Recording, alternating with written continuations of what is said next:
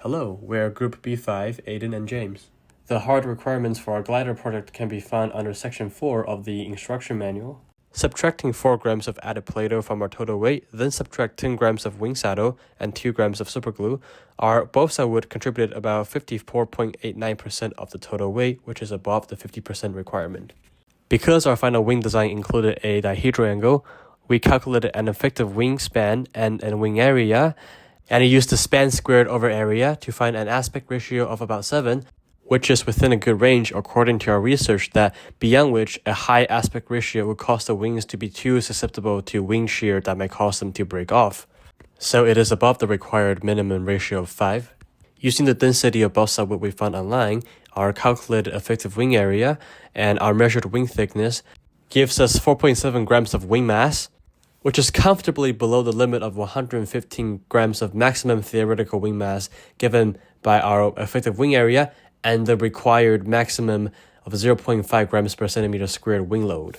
And as you can see here by my makeshift masking tape bordered 16 by 16 inch squared box made at the AMS, our glider fits with a wingspan of close to 16 inches and a longitudinal length of about 14 inches. And we applied enough sanding at the tips of the wings and the tails, as well as masking tape along the edges to protect our glider and the people around it. This also creates a slight camber that helps with lift. And of course, our glider is fully hand-thrown, no control mechanisms, and it reached 60 feet in one piece on the final launch day. Now let's take a look at the design choices we made iteratively that helped us reach these design requirements. In our initial sketch, the size and placement dimensions are arbitrary, but follows that the center of gravity, CG, is ahead of center of pressure, CP, which we assume is at the quarter chord. We also introduced a saddle that our wings mounted onto that provide permanent dihedral symmetry, which I'll go into shortly.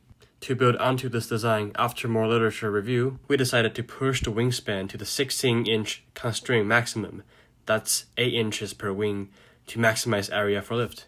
We decided to taper our leading edge to distribute wing loads closer to the wing roots so that the wingtips will not generate strong bending moments that can break our wings. As you see, our balsa sheet is very bendable. Tapering also reduces induced drag as the wingtip surfaces get smaller. And according to our source, the taper angle should not exceed 10 degrees. Since our balsa sheet stock is only 3 inches wide, to balance our large wing area with our high aspect ratio of 7, we sized each of our wings to have a 2.5 inch root, 2 inch tip, and 8 inch span, which gives a 3.65 degrees taper angle, much less than 10 degrees. And according to our source, the horizontal tail should have 25% of the wing area, which ours is about 23.1%, close enough. We sized a 1.6 inch root, 1.4 inch tip, and a 5.5 inch span, which gives us a 4.4 degree tapering angle, less than 10 degrees as well, for aero efficiency, just like our wings. Our sources pointed out that the vertical tail for a conventional civilian aircraft has about 10 to 15% of the wing area, which ours is just about 10%. We then sized our vertical tail to have a 1.7 inch root, 1.3 inch tip, and a 2.35 inch height, as, given the same area, being taller means more area away from the fuselage to reduce air interference during yaw correction, and tapering reduces drag along the tip, similar to that of a wing.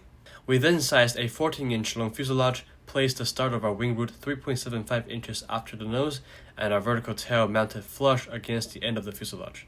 Our sources suggest the distance from the nose to the front of the wing should be between 1 to 1.5 times the chord length. Ours is exactly 1.5 times.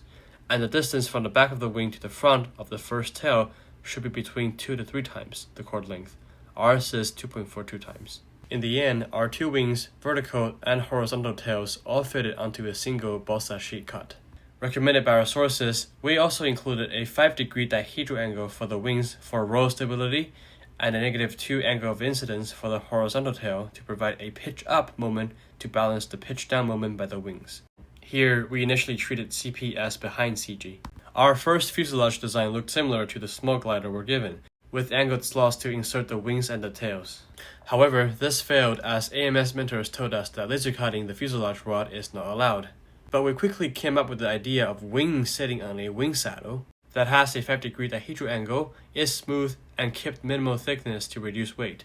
In addition, we decided to manually saw open the horizontal tail slot, as difficult as it was, by measuring a -2 degrees with a protractor, and managed to cut straight. This design comes with a unique and useful feature such that we can slide the saddle and clip it with an angle, freely adjust the wing placement and angle of attack combinations without additional physical changes to the glider. As for 3 alternatives we've considered, we looked at an elliptical, high aspect ratio wing that theoretically optimizes lift-to-drag ratio and minimizes induced drag by disrupting spanwise flow, providing the slowest rate of descent. But it's harder for precise laser cutting, and the thin chords are subject to wind shear and collisions from each time we throw in the glider, so we passed this idea. We've considered a built-in angle of incidence for our wings to increase lift, but it's hard to maintain symmetry on both sides during manufacturing, so we passed this idea. We've also thought about adding a dihedral to our horizontal tail with another saddle, just like our wings, for a bit more roll stability. But boy, it was exhausting and time-consuming to remove all these dense, short support trees from the print, so we turned down that idea too. When we finished the assembly, we played around with combinations of wing placements and angles of attack, both by tilting the saddle above the fuselage, or by throwing in such a way that created an angle difference in the glider's nose direction and its flight path. We concluded that if the wing is placed too forward, CP is too ahead of CG, glider immediately noses up and stalls, then falls down. If the wing is too backward, CP is too behind CG, such that the tail's pitch-up correction is too weak, the glider would pitch down, rapid descend. However, our theoretical wing placement discussed earlier, at 3.75 inches after the nose, caused our CP to be ahead of our CG, at about 2/3 wing chord, causing our wings to have a slightly pitch-up longitudinal instability. So we shifted the wings back, and after a few tries, we trimmed the glider with a stable level fly with a straight throw. Now, the actual average range for this wing placement is about 50 feet. It's shorter in this clip because it was taken on a rainy day that happened to be a time where James and I can meet. We had only a couple of flight tests together due to conflicting schedules, and James lived off campus. But after more iterations, we went back to our original 3.75-inch wings behind nose design, as we found that throwing it while aiming down at 20-ish feet ahead achieved a longer average range of 60 feet. I even flew a 70 feet on Tick Green one evening. But how does this supposed unstable wing placement with CP ahead of CG return a longer range? Well, notice in the clip the oscillation from descend to ascend then land, because we realized that as we aim down during launch, there is a component of gravity that accelerates the glider, giving it a higher speed and thus higher lift. Then our quote-unquote unstable wing will pitch up and ascend again to prevent touchdown, then land later. So trading off stability with gravity-assisted speed gave us a longer range. There's also a byproduct benefit that as our glider swooshes by the ground, there's a ground effect that disrupts the circulation of wingtip vortex, weakening induced drag.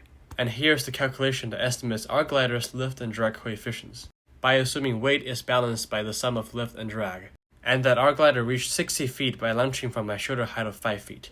In conclusion, because our release height is short, unlike an actual glider in real life that gets pushed off of high altitude, a stable horizontal flight with slow descent rate makes minimal range improvements before our glider would hit the floor. So we made the key trade-off of stability for higher gravity-assisted speed, which mattered more in getting a longer range. But our one big improvement would be a steeper negative tail angle for a stronger pitch-up correction, so our glider can actually take advantage of the kinetic energy gain at the final dive to gain a last stretch of range instead of just nosedive straight down and hit the ground like saw in the clip. And here is the list of our sources that I keep mentioning throughout the video. Thank you for watching.